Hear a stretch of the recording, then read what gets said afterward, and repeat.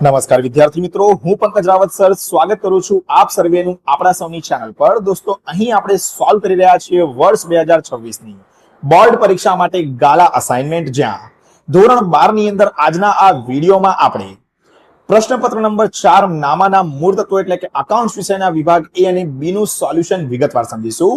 તો ફટાફટથી આપ સર્વે વિદ્યાર્થી મિત્રો આ વિડીયોને લાઈક અને શેર કરીને બન્યા રહેજો વિડીયોમાં અંત સુધી, જેથી કરીને અત્રે સમજાવેલા આ મહત્વપૂર્ણ સોલ્યુશનની અંદર વિગતવાર રીતે આપ સર્વે વિદ્યાર્થી મિત્રોને ખ્યાલ આવી શકે।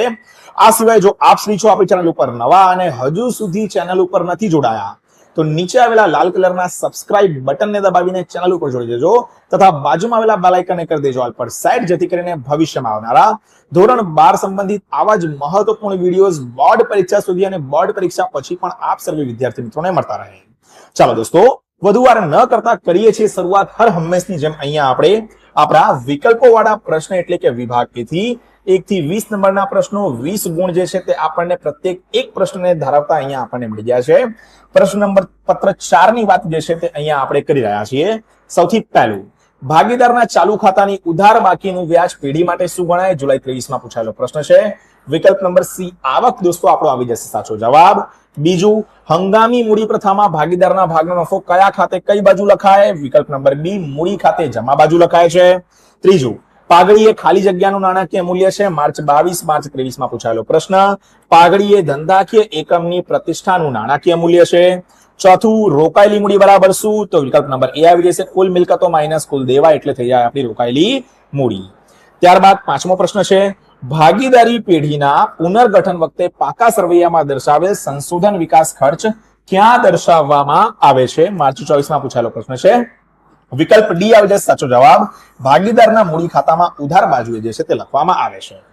અહીંયા દોસ્તો જણાવી દઉં કે જો હજુ સુધી આપ લોકો જે છે તે કોઈ ટ્યુશન ક્લાસીસમાં જઈ રહ્યા છો અને ત્યાં ખબર નથી પડતી અથવા તો ટ્યુશન ક્લાસીસ રખાવેલું પણ નથી ક્યાંક ને ક્યાંક આર્થિક સમસ્યાને લીધે, તો આજે જ આપણા ડેક્સ એકેડમી ટ્યુશન ક્લાસીસની અંદર સેકન્ડ ટર્મની બેચ આપણે શરૂ કરી દીધી છે। ફીસ ડિસ્કાઉન્ટ માત્ર 50% છે અને એમાં પણ તમારે ફક્ત અકાઉન્ટ સ્ટેટ ભણવું હોય તો સાવ ઓછા પૈસે તમે ભણી શકશો। હાલ જ 8866562578 નંબર ઉપર સંપર્ક કરો અને તમારી સીટ ધોરણ 11-12 કોમર્સમાં ઇંગ્લિશ મીડિયમ હોય કે ગુજરાતી મીડિયમ આજે જ બુક કરાવો। ચલો દોસ્તો, આગળ ચર્ચા કરી લઈએ આપણે છઠ્ઠા નંબરના વિકલ્પની। તો છઠ્ઠા નંબરના વિકલ્પમાં આપણને આપવામાં આવ્યું છે કે ભાઈ ભાગીદારી પેઢીના પુનર્ગઠન વખતે પાકા સરવૈયામાં દર્શાવેલ કારીગર નફાબાગ ભંડોળ અથવા પ્રોવિડન્ટ ફંડ ક્યાં દર્શાવવામાં આવે છે? માર્ચ 2022 ની અંદર પૂછાયેલો પ્રશ્ન છે, તો લખીશું વિકલ્પ નંબર બી પુનર્મૂલ્યાંકન ખાતાના પાકા સરવૈયામાં મૂડી દેવા બાજુ દર્શાવવામાં આવે છે। 7, નવા ભાગીદારના પ્રવેશ સમયે નક્કી થયેલ દેવાદાર પર વટાવ અનામતની રકમ ક્યાં દર્શાવાશે? તો પહેલો વિકલ્પ પુનર્મૂલ્યાંકન ખાતે ઉધાર બાજુ જે છે તે દર્શાવવામાં આવશે। 8, નવા ભાગીદારે લાવેલ પાઘડીની રકમ જૂના ભાગીદારો વચ્ચે કયા પ્રમાણમાં વહેંચાય છે? નવો ભાગીદાર લાવે અને પાઘડીની રકમ જૂના ભાગીદારો વચ્ચે કયા પ્રમાણમાં વહેંચાય? તો ત્યાગના પ્રમાણમાં વહેંચવામાં આવે છે। 9, ઈલા સિલા નીલાનું નફા નુકસાન વહેંચણીનું પ્રમાણ 1/2, 1/3, 1/6 છે। નીલા જે છે તે અહીંયા નિવૃત્ત થાય છે।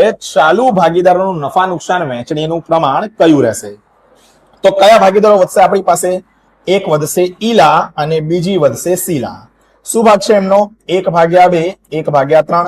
આધાર પહેલા સરખાવી દઈએ તો બંનેના આધાર સરખાવતા 6 લઈએ આપણે, તો 2 ને કોની જોડે ગુણીએ તો 6 આવે, 3 જોડે તો 3 એકા શું 3, 3 ને કોની જોડે ગુણીએ તો 2 જોડે તો 2, તો 2 એકા શું આવી જાય 2। શું મળે અહીંયા? 3 અને 2 આપણને મળે છે। તો ચેક કરી લઈએ ભાઈ, 3 અને 2 આપણને ક્યાં આપેલું છે? પહેલા જ વિકલ્પમાં છે ભાઈ, શું 3/2 આવી જાય આપણો સાચો જવાબ। 10મું, ભાગીદારી પેઢીના વિસર્જન સમયે મિલકતોની ઉપજમાંથી સૌપ્રથમ કઈ ચૂકવણી કરવામાં આવે છે? માર્ચ 23 અને જુલાઈ 23 માં પૂછાયેલો પ્રશ્ન। વિસર્જન ખર્ચની સૌથી પહેલા ચૂકવણી કરવામાં આવે છે, તે તમારે અહીંયા યાદ રાખવાનું છે। ચાલો 11મા નંબરના પ્રશ્નની વાત કરીએ। પેઢીના વિસર્જન સમયે સામાન્ય અનામત, કારીગર અકસ્માત વળતર ભંડોળ, નફા નુકસાન ખાતાની જમાબાકી કયા ખાતે લઈ જવામાં આવે છે? તો ભાગીદારોના મૂડી ખાતે। 12, board of control for cricket in India BCCI company કયા પ્રકારની કંપનીનું ઉદાહરણ છે? તો બાંયધરીથી મર્યાદિત કંપની। વિકલ્પ નંબર ડી આપણો આવી ગયા સાચો જવાબ। 23, કંપની ધારા અનુસાર કંપની કેટલા પ્રકારના શેર બહાર પાડી શકે છે? 2 પ્રકારના શેર। 14, ડિબેન્ચર કેટલા વટાવથી બહાર પાડી શકાય છે? માર્ચ 23 માં પૂછાયેલો પ્રશ્ન છે. તો બોર્ડ ઓફ ડિરેક્ટર્સ જે દર નક્કી કરે એ દરે ડિબેન્ચર એટલા વટાવથી આપણે બહાર પાડી શકીએ છીએ. ચાલો મિત્રો, 15મા નંબરના પ્રશ્નની આપણે વાત કરી લઈએ. શું છે 15મા નંબરનો પ્રશ્ન? નફા નુકસાનના પત્રકમાં કોને આધાર તરીકે લેવામાં આવે છે? વેચાણને નફા નુકસાન પત્રકમાં આધાર તરીકે લેવામાં આવે છે. 16, એક કંપનીના ચાલુ વર્ષ વેપારી દેવા 62,500 છે, તેમાં પાછલા વર્ષની સરખામણીમાં 25% શું થયેલો હોય? વધારો થયો હોય. તો પાછલા વર્ષમાં વેપારી દેવા કેટલા હશે? શું કરીશું આપણે? દરેક રકમની અંદર 25% નો વધારો કરીને જોઈ લઈએ આપણે. 15,625 ની અંદર જો હું 15% વધારો કરું તો શું 62,500 આવે? ના આવે. 78,125 ની અંદર હું 25% વધારો કરું, બરોબર, તો શું 62,500 આવે? ના આવે. પણ શું હું 50% ની અંદર 25% જો અહીંયા વધારો કરું તો 62,500 આવે? હા, આવી જાય. તો વિકલ્પ નંબર સી મારો જે છે તે શું આવી જાય? સાચો જવાબ. ચાલો કરીને પણ તમને બતાવી દઉં એટલે અહીંયા વિશ્વાસ પણ થઈ જશે. શું રકમ હતી આપણી અહીંયા? તો કે ભાઈ 50,000 ની જે છે તે આપણને રકમ અહીંયા આપવામાં આવેલી હતી. તો લખી દઈએ 50,000 પ્લસ કેટલા ટકા કીધા હતા આપણને? ચલો 25% કીધા હતા, તો 50,000 પ્લસ 25% 62,500 આવી જાય છે. મતલબ આપણો સાચો જવાબ જે છે તે વિકલ્પ નંબર સી 50,000 જે છે તે અહીંયા આવી જશે. ત્યારબાદ 17, ગુણોત્તરની રજૂઆત કયા સ્વરૂપે થાય છે? ગુણોત્તરની રજૂઆત જે છે તે પ્રમાણ સ્વરૂપે, ટકાવારી સ્વરૂપે, સમય સ્વરૂપે, મતલબ તમામ સ્વરૂપે થાય છે. 18, પ્રવાહી ગુણોત્તર એ. પ્રવાહી ગુણોત્તર દોસ્તો તરલતાનું માપ છે. વિકલ્પ નંબર ડી આવશે આપણો અહીંયા સાચો જવાબ. ચલો ત્યારબાદ 19, રોકડ સમકક્ષની ખાલી જગ્યા. માર્ચ 22 માં પૂછાયેલો પ્રશ્ન. ઉચ્ચ પ્રવાહિતતા હોય. 20મો અને છેલ્લો વિકલ્પ નીચેનામાંથી કોનો બિન કામગીરી આવકમાં સમાવેશ થાય છે? વિકલ્પ નંબર એ, મિલકતો પર ભાડાની આવકનો બિન કામગીરી આવકમાં સમાવેશ થાય છે. આ રીતે દોસ્તો વિકલ્પો તમામે તમામ પૂર્ણ થઈ જાય છે.